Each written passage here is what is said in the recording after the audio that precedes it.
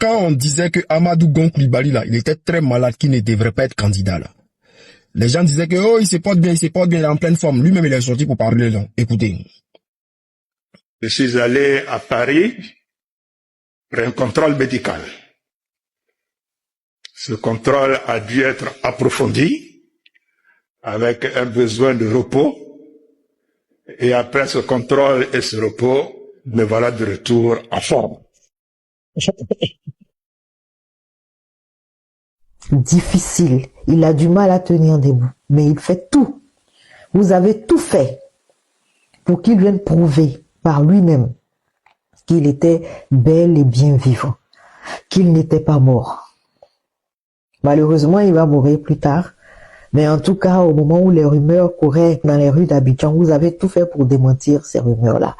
Et dans le cas du président Alassane Ouattara, ce que vous trouvez de mieux à faire est de jeter vos fameux cyberactivistes pour venir essayer de démontrer par on ne sait quel argument que le président Ouattara ne serait pas mort, mais plutôt que ce serait le président Laurent Gbagbo qui serait entre la vie et la mort.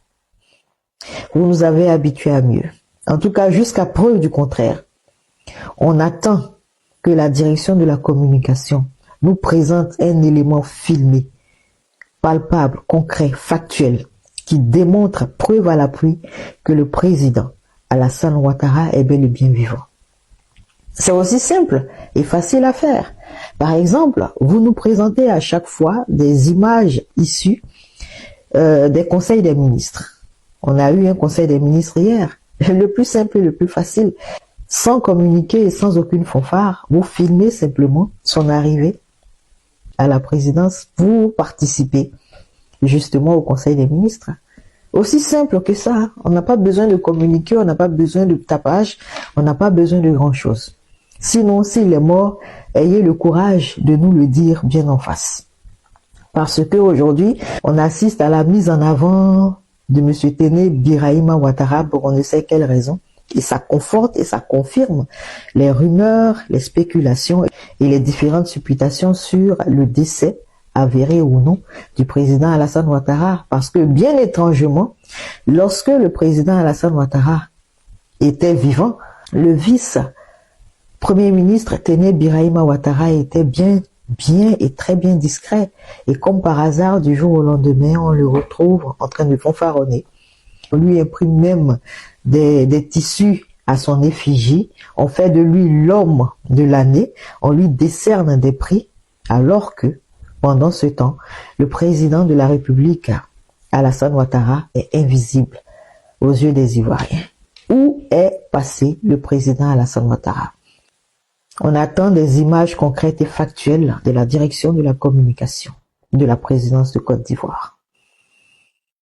Bon, la famille, on va vous expliquer exactement pourquoi tout ça est arrivé. Nous, on était là tranquillement dans notre coin. C'est un cadre du RHDP, c'est-à-dire c'est au RHDP même que l'information est quittée pour venir nous trouver, là où nous sommes. Pour nous dire que non, oui, que Ouattara que vous cherchez, parce que ça faisait un moment que nous on disait, ah ouais, Ouattara, ouais, Ouattara. Et le cadre est sorti pour dire que, ah, cela commence à m'énerver parce que le vieux là, il ne se porte pas bien. En ce moment là, son état est critique et il se trouve à l'hôpital américain.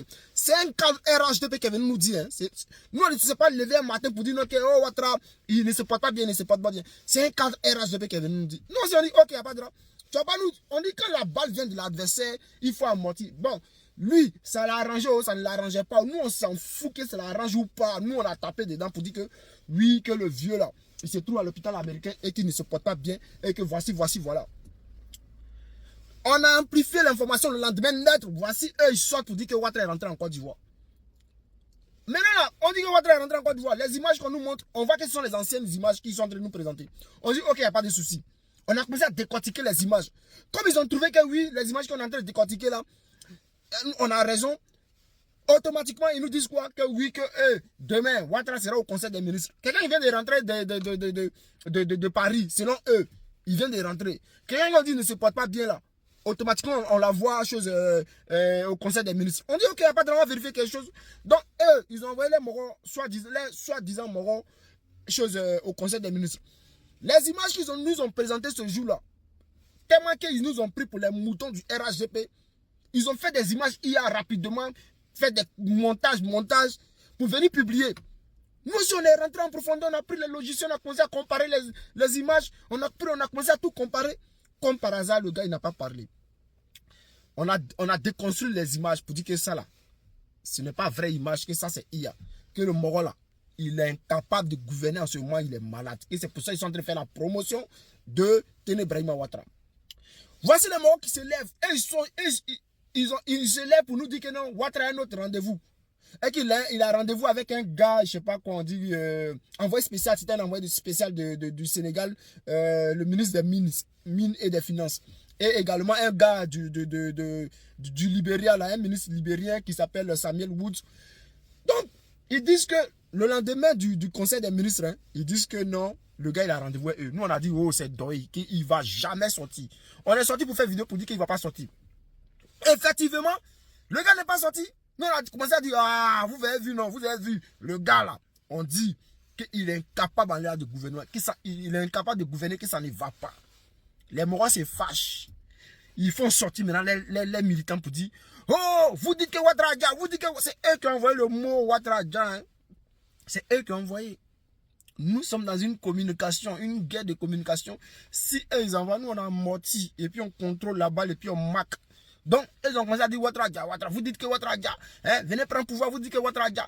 Il y a des gens, même des maudits qui sont rentrés dedans. Les maudits qui se font passer pour des gens du PPACI, qui sont rentrés dedans, qui se font passer pour l'opposition. Donc, on est là, on regarde. On est là, on regarde. Tout d'un coup, ça vient vers nous. On nous dit que le gars, il va recevoir, je ne sais pas qui là, le président de la commission de lui et moi. Ils ont limé dans IA. Sans oublier que nous-mêmes là, on a tout ce qu'il faut pour détecter si c'est IA ou bien si c'est pas IA. On a déconstruit ça en même temps. Il ne faut pas les voir, ils sont rentrés en branle en même temps. Quand on a fini de déconstruire pour dire que ça c'est IA, voici. Oh, bah, c'est que c'est Babou qui a dit, c'est que c'est Babou qui a dit, c'est que c'est Babou qui a dit. Ils ont chanté. Nous on s'est levé le matin, on dit ok, le Moro Adja. On n'a pas dit nom de quelqu'un. On dit le Moro Adja. Faut pas les voir. Nous sommes dans une guerre de communication. Faut pas les voir maintenant. Ils sont en train de pleurer. Il y a d'autres qui font des panels, ils pleurent. Il y a d'autres qui viennent monter sur nos panels, ils pleurent. Et puis ils nous disent la vérité, hein, que ça leur fait mal quand nous on dit ça. On dit on n'a pas dit nom de quelqu'un. Nous on dit Moro Adja. On n'a pas dit nom de quelqu'un. Ils ne veulent pas laisser affaire là. Ils sont en train de continuer dedans. On dit il n'y a pas de continuer dedans. Nous on vous regarde. Nous on vous regarde. De toutes les façons, ce qu'il faut savoir, c'est que si le Moro Adja, ou bien si quelqu'un Dja, un président Dja, c'est pas, en tout cas dans le pays où on est comme la Côte d'Ivoire là, ils vont jamais annoncer la nouvelle dans les 48 heures. Ou bien s'il est dans l'incapacité de gouverner, ils vont jamais informer le peuple. Parce que nous sommes dans un pays où on sait que si Ouattara tombe là, le RHDP s'explose en milliers de petits morceaux. Parce que si Ouattara tombe, Patrick Achi va vouloir prendre le pouvoir. Tene Brahima va vouloir prendre le pouvoir. Siseba Congo va vouloir prendre le pouvoir. Ils sont beaucoup. Adama Bitogo les quête. Il est là, il est réel. Adjoumani aussi va vouloir montrer que c'est lui le plus fort. C'est gâté dans les camps. Nous, on est là, on regarde. On est là, on regarde.